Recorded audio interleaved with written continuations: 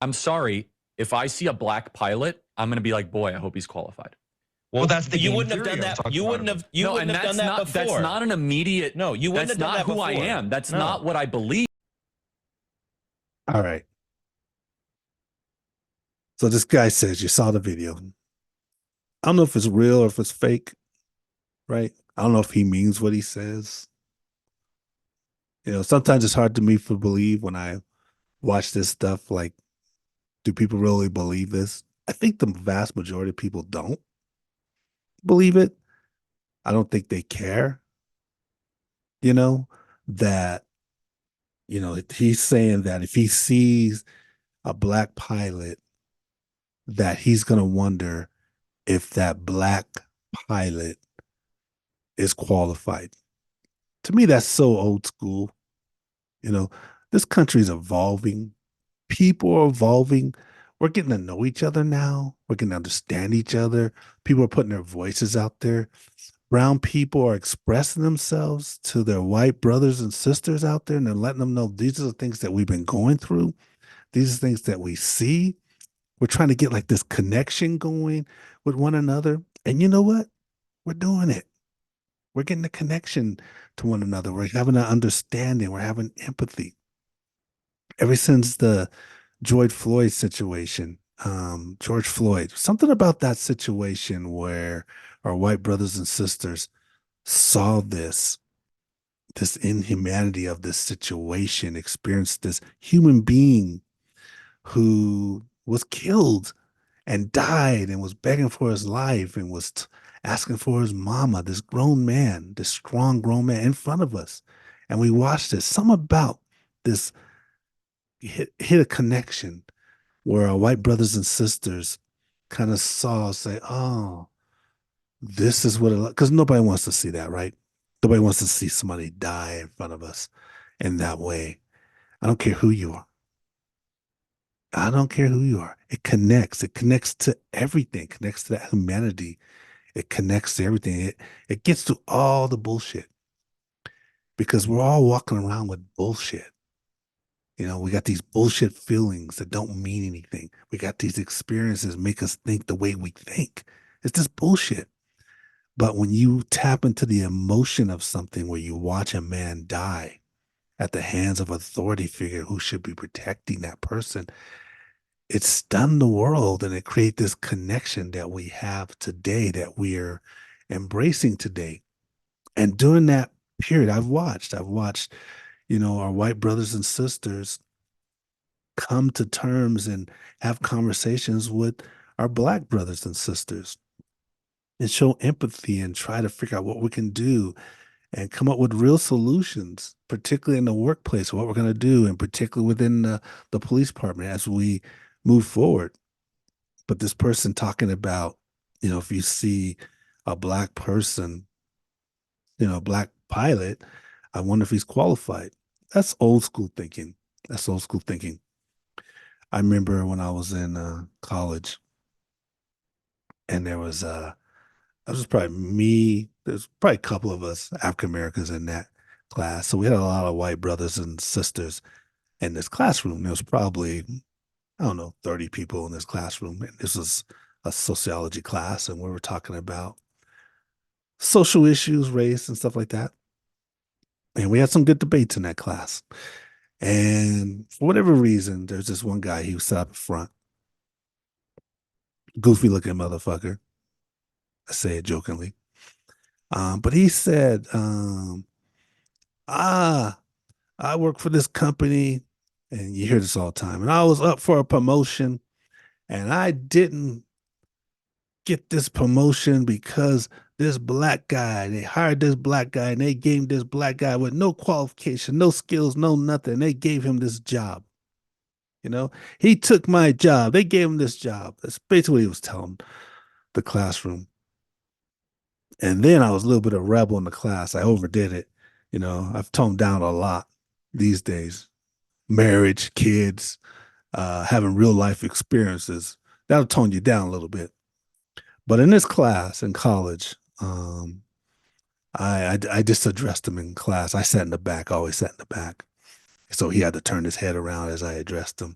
And I asked him, how long have you been for that company? How long have you worked for that company? And he says 7 years, right? He worked 7 years for this company. And I said, so you want us to believe that you worked 7 years in this company, you've never been promoted, and this is the only chance you have for a promotion. And this black guy who wasn't even qualified came about and took your job from you, took that promotion from you. Is that what you want us to believe? And he was stunned by my question. As a matter of fact, some of the class people were stunned too as they were looking at each other and kind of talking a little bit. And he didn't answer my question. So I repeated it. And so the point, you get my point, right? And there's different like qualifications. Like what qualifications are you talking about? What makes you think you was qualified for that job anyway? And what qualifications are you looking for? Just because you've been with the job for 7 years don't make you qualified. Even if you've been at the job 7 years and the next person been at the job 3 years, that don't mean you're the most qualified. There's so many aspects to qualifications. So it could be 10 things they're looking at. Personality, experience, education. Will this person fit in? As far as the values of this company. I mean, whatever it is, the potential. It could be a lot of things, right? So he's talking about qualifications. Like, what do you mean? But it was funny because after class, I mean, he eyeballed, he was eyeballing me. But after class, my white brothers and sisters they stopped by and talked to me for a little bit and pat me on the shoulder, and it was a weird thing, uh, but they got the point. They got the point. But and I'm getting off track just a little bit. But I want to go back to why does a person even think that way? That the assumption that our black brothers and sisters aren't qualified for positions. What makes somebody think that, right? And part of me says, like back in the day, right? We used to, I don't know what they call it, shucking and driving a little bit. I've seen old videos. I got a little bit in me right now. Yeah, so I sure will, sir. I was powerful Thursday, sir. And I know it's wrong me doing that. I know it's wrong me doing it. I got a little bit in me, right? I could turn it on. I've never turned it on, never used it. I could turn it on. I was powerful, hungry, sir. But the point is, black people had to act a certain way for survival. Black people are strong. Our black brothers and sisters are strong. They're smart. They're powerful. They had to be, right? They survived all these things that they went through that most people couldn't survive. I heard a comedian, I think it was Chris Rock, he said that if you asked um, a white person, a white brothers and sisters, if you asked, even as a rich person he was, if you asked him, would you be willing to take the place of me? This is Chris Rock, even though I'm a multimillionaire, would you do it? And he knows that most people wouldn't do it. Most of our white brothers and sisters would not want the experiences that our black brothers and sisters have. They know what we go through. They don't admit it. They may not talk about it, but they know what we go through. They deep down know the experiences that we have, and they're not good. They know the challenges that we have. It's hard. They know how people disrespect us and the obstacles that we have overcome. They know the struggles we have in our own community. We have struggles in our community, education, crimes in some cases, low self-worth, and this goes on and on. It's police brutalities, the stuff that we go through. So they know who we are. But the point is that because of that history and how we've acted or had to act, it gave our white brothers and sisters a perception of us that we're not so intelligent, we're not so smart, we're not so strong, we're not so capable, right? Because that's how we portrayed ourselves all along. We had to act a certain way. right? Even though we're not that way, we're highly intelligent. We proved that during the civil rights period and afterwards. But the other part, like, is media. Media played a part in that, the way they played us, how actors betrayed us and played as our own actors that betrayed um, black and brown people, how they betrayed us in the media. I mean, it doesn't help, right? It's horrible. We're all criminals, or we're stupid, or we're shucking and driving, like that little stupid act that I did, and I'm embarrassed about right now. But I'm just trying to make a point. But the other thing is, um, so keep in mind, we have that mindset as a country. We have that mindset. Our white brothers and sisters have that mindset with the black brothers and sisters, and you can't blame them, right? Because this is the way it was and how history was and that kind of thing. So, but we bring in this thing called affirmative action, right? And so when we bring in affirmative action is misunderstood, right? Because the way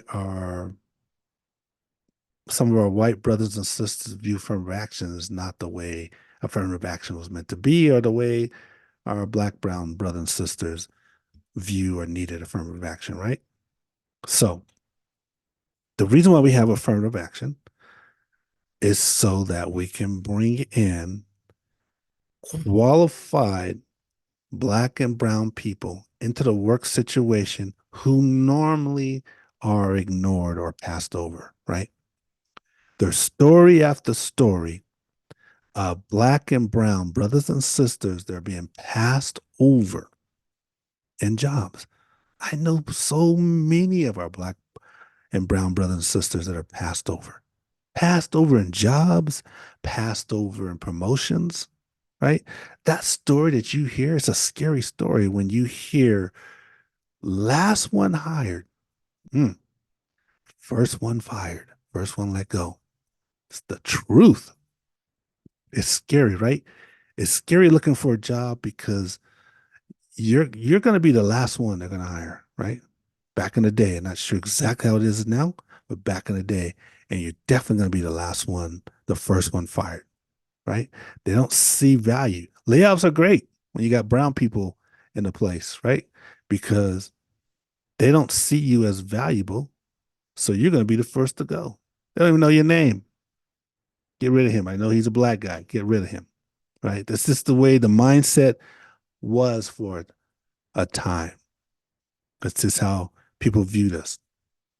So that's why you got affirmative action in place. It's meant to put qualified people who are normally passed over into these positions. But how our white brothers and sisters viewed it, because of what I told you earlier, is that they viewed us as not qualified. They couldn't believe in their mind that their black brothers and sisters are qualified, right? So we have to have this system in place because they're not qualified, they're not able to get these jobs. They don't see us qualified. Nobody sees us as qualified. It's just um, the vast majority of people just didn't think black and brown people qualified. So we have this affirmative action in place so we can give these people, our black brothers and sisters who aren't qualified, who will never be qualified, and bring them in to these jobs, and they can take our jobs, and we're giving them favoritism, all that stuff. And people are talking about that, right? Everybody's talking about it. So when you bring these qualified black people in, and a lot of times, sometimes they're bringing unqualified black people in, at least in their mind. But when you bring these qualified black people in, you know what they do? They mistreat them. Not just because they're black, but because they don't think they're qualified. They don't think you deserve to be here. And they resent you from being here. There's this misunderstanding of this whole system, right? So there's struggle, and the most qualified black brothers and sisters in that position, but you don't support them because you don't believe that they are qualified based on what you've seen, based on whatever it is. And then they fail, right? They fail. They don't have the resources everybody else has, and they fail. And then you justify the failure. It's like, see, I knew they couldn't make it, right? You see, I knew they couldn't make it. They quit, they fail, but in reality, they're helped to fail. But the joke is There's a little joke behind this, if you can believe it. The joke is, do you know who affirmative action benefited the most in the early days, right? So I asked this question. I'm setting you up a little bit, and I'll give you an answer. First of all, I'll give you what people think. People say that women or white sisters benefit the most from affirmative action. And I believe that to be true. I haven't looked at the data, though I do believe that to be true. But the joke is this little friendly joke. You know who really benefited from affirmative action, right? Who benefit from affirmative action before it was called affirmative action. You know what it is? You already know the answer. It's our white brothers out there, right? It's white men or white brothers out there. They benefited from affirmative action before it was even called affirmative action. Favoritism, getting all the jobs, getting promoted, um, getting promoted over brown people when even brown people were qualified, that kind of thing. And that's the real affirmative action, right? I was talking to somebody a while ago, and the joke is this person is one of our African American sisters, and she's in this position, and she's really, really, really qualified and does an excellent, excellent job. Like she's top of the class, top in her class of what she does, right? Nobody does it better. But she um, works with this guy who is a white male, white brother, one of her white brothers, and he is lazy. He, based on what she tells me, he doesn't work hard. He doesn't care. He makes mistakes, this kind of stuff. And she's just like, I just can't believe that they hired this guy. I can't believe that he's been able to keep his job as long as he can, that kind of thing. And so the joke is, well, of course, he's able to keep his job because he's part of affirmative action, the true affirmative action, not the affirmative action that came after affirmative action that to counter the true affirmative action that doesn't even have a name. That's that's the joke. So so when this guy talks about I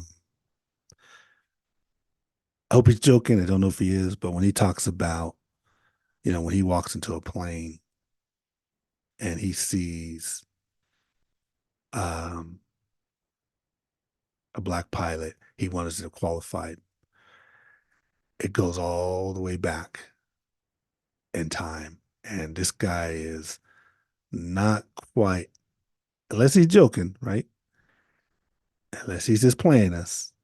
Um, he's not right. He's not really mature in what's going on today because society is growing and changing, and he kind of lacks that maturity right now. If he looks at a pilot or looks at somebody, how they look, and he's all scared and wondering, it tells you what his mindset is. And I believe most of us, whether it's our white brothers and sisters or our black brothers and sisters, most of us aren't really in that place anymore.